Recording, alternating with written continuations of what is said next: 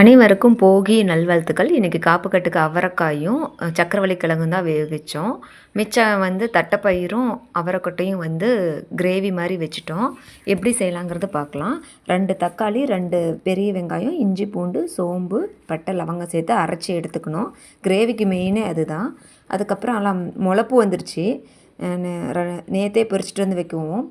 இப்போ கொஞ்சமாக எண்ணெய் சேர்த்து நம்ம அரைச்சது எல்லாம் சேர்த்து மஞ்சத்தூள் கொஞ்சம், 2 ஸ்பூன் கொத்தமல்லி தூள், 1.5 ஸ்பூன் கறி மசாலா தூள் சேர்த்துக்காங்க.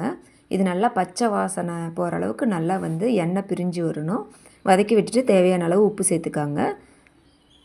இது பச்சையாக தான் இருக்கிறதுனால நம்ம ஊற வைக்க தேவையில்லை. பறித்த உடனே நம்ம சேர்த்துக்கலாம். இப்போ மிக்ஸி கழுவின தண்ணி அதில் சேர்த்துக்கலாம்.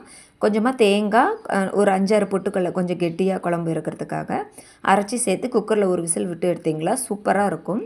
நல்லா டேஸ்ட்டாக இருக்கும். இட்லி, தோசை, சாப்பாடு எல்லாத்துக்குமே சாப்பிட்லாம். இன்றைக்கி காலையில்